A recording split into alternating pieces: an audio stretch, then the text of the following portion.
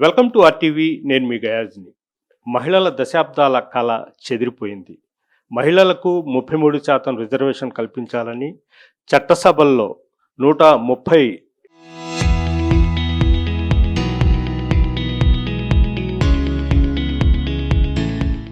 ఒకటవ రాజ్యాంగ సవరణకు మెజార్టీ లేక వీగిపోయింది. ప్రస్తుతం దీని మీద మాట్లాడేందుకు వైఎస్ఆర్సీపీ మహిళా విభాగ వర్కింగ్ ప్రెసిడెంట్ పూజితారెడ్డి ప్రస్తుతం మనతో ఉన్నారు. ఆమెతో మాట్లాడుతున్నాం. మేడం చెప్పండి, నిన్న పార్లమెంట్లో అంటే మామూలుగా మహిళా రిజర్వేషన్ దీన్ని చాలామంది ఆశపడ్డారు, మహిళలకు పెద్దపీట వేస్తున్నారని.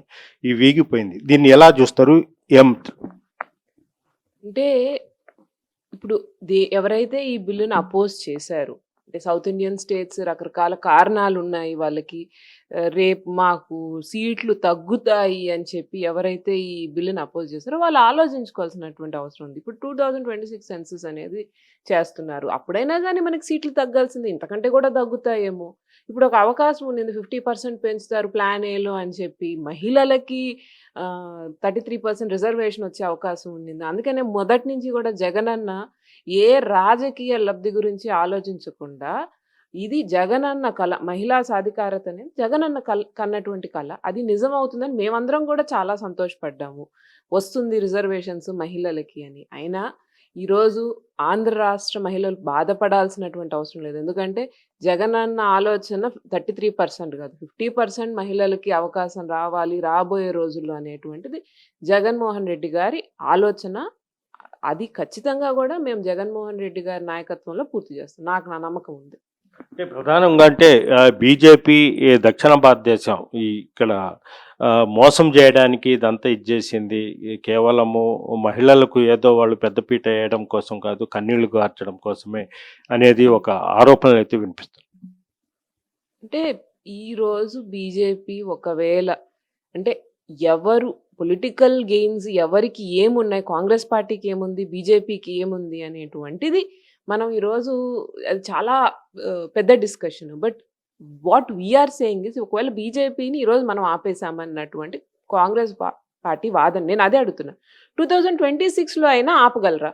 పోనీ అప్పుడు దక్షిణాది ప్రాంతాలకి ఎక్కువ సీట్లు కల్పించగలదా Congress party? That is what I'm asking. అంటే స్టాలిన్, అదేవిధంగా తెలంగాణ సీఎం రేవంత్ రెడ్డి మొత్తము దాన్ని మహిళా బిల్లుకు వ్యతిరేకంగా ఇచ్చేశారు పార్లమెంట్లో. దాన్ని ఏమంటారు?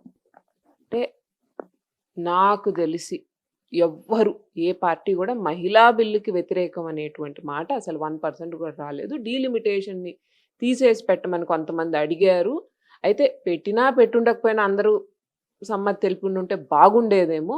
బట్ వాళ్ళ ప్రాంతం గురించి ఆలోచించుకునే హక్కు ప్రతి ఒక్కరికి ఉంటుందండి. ఇప్పుడు సౌత్ ఇండియాలో నాకు అన్యాయం జరుగుతుంది అన్నటువంటి స్టేట్స్, అది వాళ్ళ రైట్, వాళ్ళ ఆలోచన. అందుకని అది వాళ్ళకు వదిలేద్దాం. కానీ ఓవరాల్గా ఇది మేబీ ఒకవేళ సపరేట్గా పెట్టైనా మహిళలకి అవకాశం ఇచ్చి ఉండాల్సింది ఖచ్చితంగా. అంటే ఏ పార్టీ కూడా పార్టీలు కాదు, ప్రపోజల్లు కాదు, మహిళల్ని ప్రాధాన్యత చేసుకొని ఉంటే బాగుండేది అందరూ కూడా. వైఎస్ఆర్సీపీ ప్రభుత్వంలో అసలు మహిళలకు పెద్దపీట జగన్మోహన్ రెడ్డి వేశారన్నారు. మీ వైఎస్ఆర్సీపీ ప్రభుత్వంలో జగన్మోహన్ రెడ్డి ఏం చేశారు?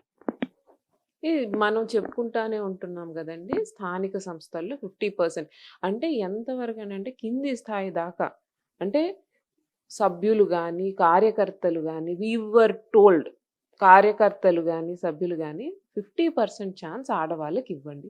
ఎందుకంటే ఈరోజు ఏదో సడన్గా చట్టసభల్లో 33% అనండి అంటే 33% మహిళల్ని వెతుక్కోవాలి, లీడర్స్ని తయారు చేసుకోవాల్సినటువంటి పరిస్థితి కాకుండా, ముందు నుంచే జగన్మోహన్ రెడ్డి గారు ఒక క్లియర్ అయిన ఇన్స్ట్రక్షన్స్ కింది స్థాయి నుంచి మహిళల్ని ఎంకరేజ్ చేయడం స్టార్ట్ చేశారు. 50% స్థానిక సంస్థలు అంటే కింద నుంచి మహిళలు. ఇప్పుడు సడన్గా ఈరోజు ఒక ఎమ్మెల్యేనో లేకపోతే ఇంకొక ఎంపీకి సంబంధించి రావాలి, లేకపోతే ఎవరైనా ఎన్నికల్లో కంటెస్ట్ చేయాలి అని అంటే అది సాధ్యమైన విషయం కాదు. కింద లెవెల్ నుంచి అవగాహన ఉండాలి, కార్యకర్తల గురించి అవగాహన ఉండాలి, ఇంట్లో ఉండే ఆడవాళ్ళకి అవకాశం కల్పించారు. ఇప్పుడు మేమందరం ఇంట్లో ఉండే ఆడవాళ్ళం, మాకేం తెలుసు చట్టసభల గురించి తెలుసుకోవడానికి వాళ్ళకు ఒక చిన్న చిన్న అవకాశాలు, అంటే జెడ్పీటీసీలుగా, ఎంపీటీసీలుగా, సర్పంచులుగా 50% మహిళలకి ఎప్పుడైతే ఇచ్చారో, ఇంట్లో ఉండేటువంటి మహిళలకి ఎక్స్పోజర్ ఫస్ట్, అక్కడి నుంచి వాళ్ళని ఎమ్మెల్యే స్థాయి దాకా తీసుకొని వెళ్ళాలి అనేటువంటి ఒక ఆలోచన. అది చాలా గొప్ప ఆలోచన. అంటే ఊరికే ఏదో మహిళలకు మేము సీట్లు ఇచ్చాము అన్నట్టు కాకుండా, కింది స్థాయి నుంచి ప్రతి వర్గం నుంచి ప్రతి ఒక్క మహిళకి గుర్తింపు వచ్చేలాగా ఆయన చర్యలు తీసుకున్నారు. మేడం, ఈ కూటమి ప్రభుత్వం ఏర్పడి 2 సంవత్సరాల 2 నెలలు 3 నెలలుగా వస్తుంది. వాళ్ళు చెప్పడం ఏందంటే ఈ కూటమి ప్రభుత్వంలో రాష్ట్రం సుభిక్షంగా ఉంది, అంతా ప్రశాంతంగా ఉంది, అందరూ జనాలు బాగున్నారు, హ్యాపీగా ఉన్నారు, మరిన్ని పరిశ్రమలు తెస్తామంటున్నారు. మీరు చూస్తే ఇది కక్షపూరితమైన కేసులు కడుతున్నారు, ఇది రాక్షస రాజ్యం అని వైసీపీ అంటున్నారు. అసలు ఎలా చూస్తారు ఇప్పుడు?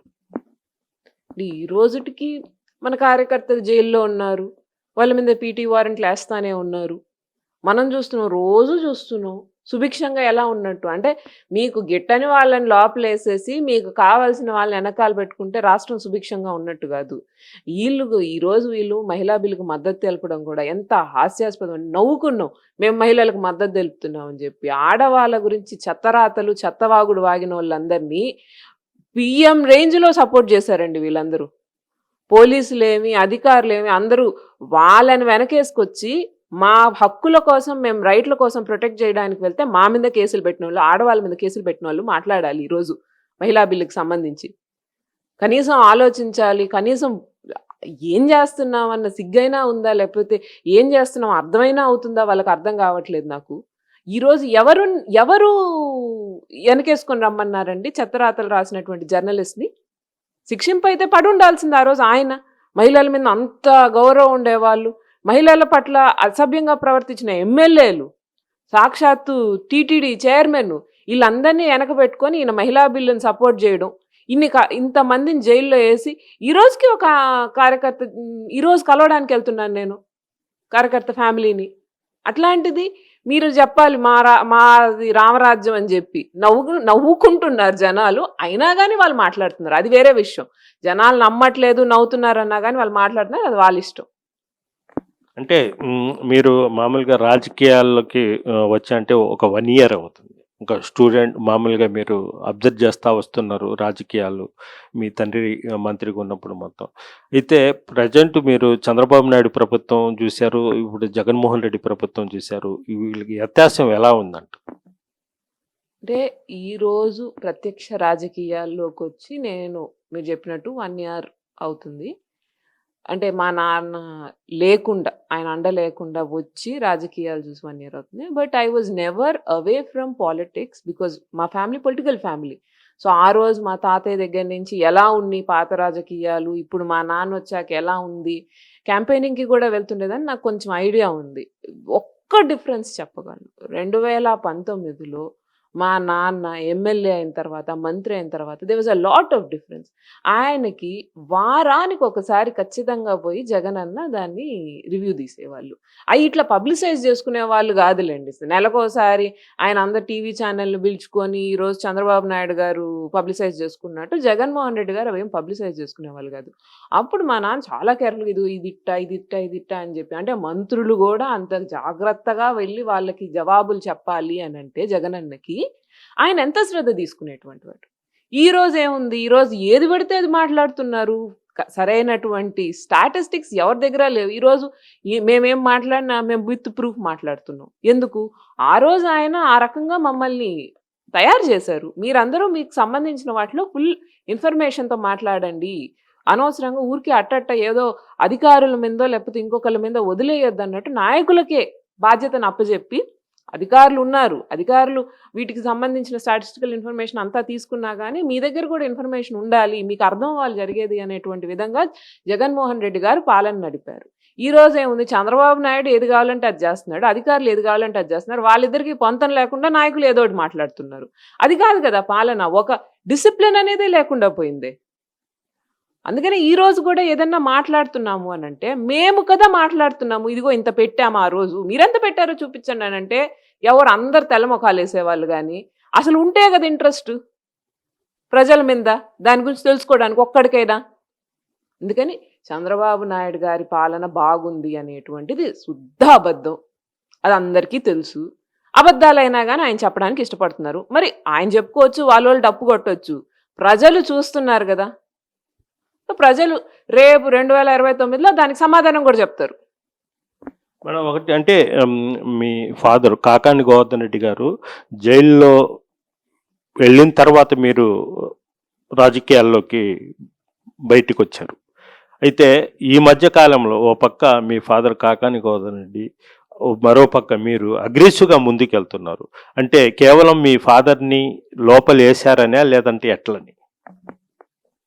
నేను ఆ రోజు మా నాన్న కూడా చాలా క్లియర్‌గా చెప్పారనండి. 3 నెలల కాలం ఉన్నింది. మేము బై కోర్ట్ వెళ్ళి నాన్నని విడిపించుకొచ్చుకున్నాం. ఏ రోజు ఆ 3 నెలల్లో మా నాన్నని జైల్లో పెట్టాడని నేను గాని, నన్ను జైల్లో పెట్టారని మా నాన్న గాని ఎప్పుడు బయటకొచ్చి ఏ రకమైనటువంటి ఉద్యమాల్లో పాల్గొన్నటువంటి అవకాశమే లేదు. ఇప్పుడు ఆ టైంలోనే 2, 3 ప్రోగ్రామ్స్ చేశాము. వెన్నుపోటు దినోత్సవం చేసుకున్నాము. బాబు షూరిటీ మోసం గ్యారంటీ ప్రోగ్రామ్ చేసుకున్నాము. అట్లా చాలా విపరీతమైనటువంటి మోసం జరిగింది ప్రజలకి అని చెప్పి, ఆ రోజు కూడా నేను మా నాన్న జోలికొస్తే అయినా నేను ఊరుకుంటానేమో గానీ, మా కార్యకర్తల జోలికొస్తే మేము ఊరుకోము అనేటువంటిది చాలా స్పెసిఫిక్‌గా చెప్పాము. ఆ రోజే మేము నేను అగ్రెసివ్‌గా పోయుండేదాన్ని గదా! మా నాన్న జైల్లో పెట్టారన్న కోపం ఉంటే. 3 నెలలు అప్పుడు పెట్టినప్పుడు ఉంటుందా? లేకపోతే పెట్టిన సంవత్సరం తర్వాత కోపం ఉంటుందా ఎక్కువగా? ఆలోచించాల్సిన విషయం. కాబట్టి కేవలం వాళ్ళు చేసిన తప్పులు భరించలేక ఈరోజు మేమెందుకు అగ్రెసివ్‌గా ఎళ్ళాము అనంటే, ఏబీఎన్ ఆంధ్రజ్యోతి వాళ్ళని ప్రొటెక్ట్ చేయడం తప్పు. ఎందుకంటే ఎవరిని మాట్లాడారు? ఒక గృహిణిని మాట్లాడితే ఆమె పడే బాధేంటో నాకు తెలుసు. నేనొక గృహిణిని. మేము ఒకరి జోలికి రాము. ఒకరి మాటకి రాము. ఒకళ్ళని తప్పు మాట్లాడం. ఇంట్లో ఉండి ఇంటిని మొత్తం చక్కదిద్దేటువంటి గృహిణి గురించి మాట్లాడడం చాలా అమానుషత్వం అండి. చాలా తప్పు. అది దిద్దుకోలేని తప్పు. అందుకని చెప్పాం. ఖచ్చితంగా దీనికి క్షమాపణ చెప్పాలి అని ఫైట్ చేసాం. దానికోసమే ఫైట్ చేసాం. వేరే ఏ మోటివ్ పెట్టుకొని చేయలేదు. Okay madam. Thank you. ఇది పరిస్థితి. ప్రధానంగా మహిళల పట్ల కించపరిచే విధంగా చేసే చంద్రబాబు నాయుడు అండ్ కో వాళ్ళేంటి మహిళా బిల్లులకు మద్దతు ఇచ్చేది కేవలము జగన్మోహన్ రెడ్డియే పూర్తిగా మహిళలకు 33% మద్దతు ఇస్తున్నారు. ఫ్యూచర్లో మహిళలకు పెద్దపీట వేసే ఏకైక నాయకుడు మా జగనన్న అని కూడా పూజితారెడ్డి చెప్తారు.